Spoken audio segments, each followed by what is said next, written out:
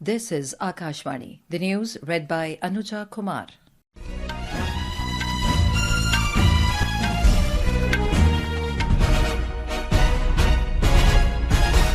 Prime Minister Narendra Modi is currently holding talks with his New Zealand counterpart Christopher Luxon in New Delhi. The discussions will cover various aspects of India-New Zealand relations. Several agreements will be signed after the talks. Mr. Modi will also host a lunch in honour of the visiting dignitary. Mr. Luxon will call on President Draupadi Murmu in the evening today at Rashtrapati Bhavan. Earlier today, the Prime Minister of New Zealand paid tributes to Mahatma Gandhi at his Samadhi in Rajghat. Mr. Luxon's visit aims to strengthen the bilateral relationship between both the countries, reaffirming their commitment to deepen ties across all sectors and foster people-to-people connections. New Zealand Prime Minister arrived in New Delhi yesterday on a 5-day visit to India. Prime Minister Narendra Modi will inaugurate the 10th edition of Raisina Dialogue 2025 in New Delhi today. Prime Minister of New Zealand, Christopher Luxon, will join the inaugural session as the chief guest and deliver the keynote address. The 3-day dialogue will be held till Wednesday. The theme this year is Kal Chakra, People, Peace and Planet.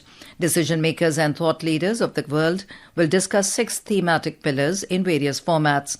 Our correspondent reports representatives from about 125 countries are participating in the dialogue, with over 3,500 participants joining the dialogue in person. US President Donald Trump today shared Prime Minister Narendra Modi's podcast interview with US-based podcaster and AI researcher Lex Fridman on his Truth Social platform. During the interview, Mr. Modi spoke extensively about his relationship with President Trump, praising his resilience and dedication to America. He emphasized that Trump is far more prepared for the presidency this time than he was in his first term. The podcast, which lasted 3 hours, covered a wide range of topics. The government is carefully examining and evaluating the impact of 25% import duties imposed by the US on steel and aluminium.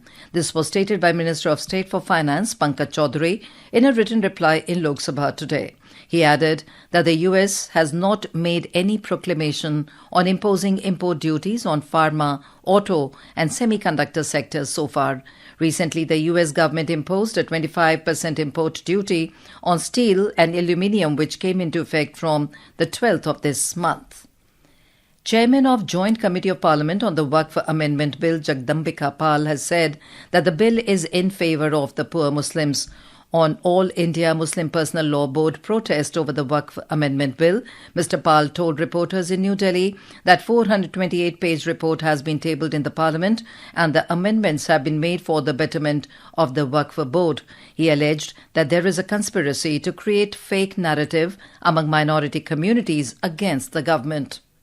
ये केवल सियासी तौर से विरोध हो रहा है। अभी तो एक्ट भी नहीं आया। हमने अपनी रिपोर्ट 428 पेज की दी है। उसके आधार पे सरकार उसको अप्रूव करके एक अमेंडेड बिल आएगा। उस बिल को पास होने के बाद इनको कोई बात कहनी चाहिए। किस सवाल पे आज जंतर मंतर पे all India Muslim personal law board हो, जमायत उलमा हिंद हो या ओवैसी की पार्टी AIMM हो या विपक्ष की पार्टियों को नेताओं बुलाया जा रहा है। ये केवल सियासी तकरार है। लोगों के मन में गुमराह किया जा रहा है।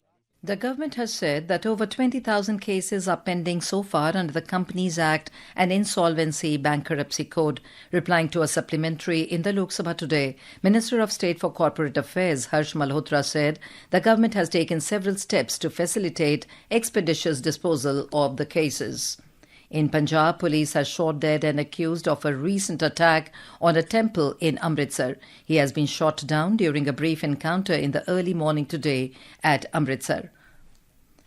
The Economic Offences Wing of the Mumbai Police has made the 6th arrest in the 122 crore rupee misappropriation case involving New India Cooperative Bank after Arunachalam Ullathanan Maruthuvur, who had remained at large, surrendered. According to the police, the main accused, Hitesh Mehta, a former general manager of the bank, had stolen money from the bank's safe between 2019 and 2025 and handed it over to Dharmesh Paun and Maruthuvar, who helped misappropriate of the funds. And that is the end of this news bulletin.